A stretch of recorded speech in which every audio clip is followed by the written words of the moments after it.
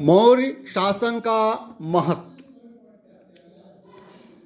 मौर्य प्रशासन पर चाणक्य या कौटिल्य, जो मौर्य वंश के संस्थापक चंद्रगुप्त के गुरु थे और मौर्य साम्राज्य की स्थापना में, स्थायित्व देने में जिनकी सबसे प्रमुख भूमिका थी, उनके आदर्शों, नीतियों का असीमित प्रभाव है। मौर्य प्रशासन की संकल्पना उनके बिना नहीं की जा सकती। उनके बनाए हुए आचार संहिता, नीतियाँ मौर्य प्रशासन के आधार बिंदु हैं। हिंदू विधि ग्रंथों में बार बार कहा गया है कि राजा को धर्मशास्त्रों में बताए गए नियमों और देश में प्रचलित आचारों के अनुसार शासन करना चाहिए। कौटिल्य ने राजा को सलाह दी है कि जब वर्णाश्रम धर्म, वर्णों और आश्रमों पर आधारित समाज व्यवस्था लुप्त होने लगे तो राजा को धर्म की स्थापना करनी चाहिए। कौटिल्य ने राजा को धर्म प्रवर्तक अर्थात सामाजिक व्यवस्था का संचालक कहा है। अशोक ने अपने अभिलेखों में बताया है कि राजा का आदेश अन्य आदेशों से ऊपर है। अशोक ने धर्म का प्रवर्तन किया और उसके मूल तत्वों को सारे देश में समझाने और स्थापित करने के लिए अधिकारियों की नियुक्ति की। यहाँ हम देखते हैं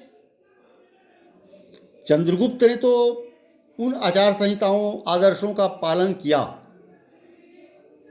जो आचार संहिता चाणक्य ने स्थापित की।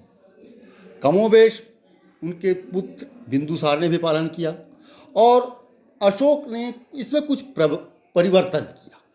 जैसे वे बौद्ध धर्म से प्रभावित थे कलिंग युद्ध के बाद, तो उन्होंने धर्म और मूल तत्वों को सारे देश में समझाने और स्थापित करने के लिए अधिकारियों की नियुक्ति की। उनके प्रशासन में धर्म महामात्र की एक प्रमुख भूमिका होती थी। राजा के निरंकुश अधिकार की मान्यता मगध के राजाओं द्वारा अपनाई गई सैनिक विजय की नीति की सहज परिणति थी। मौर्य साम्राज्य एक विशाल साम्राज्य था और कई साम्राज्यों को मिलाकर बनाया गया था। इसमें अंग, वैशाली, काशी, कोसल, अवंती, कलिंग आदि प्रमुख थे, जिन्हें एक एक करके मगध साम्राज्य में मिला लिया गया था। इन सभी क्षेत्रों पर जो सैनिक नियंत्रण स्थापित हुआ, वह धीरे धीरे जनजीवन के हर अंग पर उत्पीड़क नियंत्रण के रूप में परिणत हो गया। मगध साम्राज्य को तलवार का इतना जोर था कि वह अपना पूरा नियंत्रण लाद सके। ये उस समय का युग भी तलवार का युग था। शक्ति से ही कानून की स्थापना की जा सकती थी, शक्ति से ही शासन किए जा सकते थे। इसलिए एक प्रबल नियंत्रण अपने अधीनस्थ क्षेत्रों पर स्थापित करने के प्रयास किए गए थे। जनजीवन के हर क्षेत्र को अपने वश में रखने के लिए राज्य को विशाल अधिकारी वर्ग रखना पड़ता था। प्राचीन इतिहास के किसी भी अन्य काल में हम इतने सारे अधिकारियों को नहीं पाते जितने मौर्य काल में। ये एक मौर्य प्रशासन की एक महत्वपूर्ण विशेषता है कि मौर्य काल में एक अधिकारियों का, कर्मचारियों का विशाल वर्ग था। प्रशासन तंत्र के साथ साथ गुप्तचर्या का भी विस्तृत जाल बिछा था। विभिन्न प्रकार के जासूस विदेशी शत्रुओं की गतिविधियों पर नज़र रखते थे और संदिग्ध अधिकारियों के बारे में पता लगाया करते थे। गुप्तचर विभाग भी एक प्रमुख विभाग हुआ करता था। भोले भाले लोगों से अंधविश्वास का सहारा लेकर कोष संचय करने में भी वे सहायक थे। शीर्षस्थ अधिकारी तीर्थ कहलाते थे।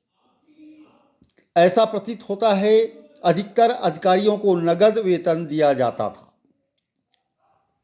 उच्चतम कोटि के अधिकारी मंत्री, पुरोहित, सेनापति और युवराज, जिन्हें उदारतापूर्वक पारितोषिक मिलता था, उन्हें 48,000 पर्ण की भारी रकम मिलती थी।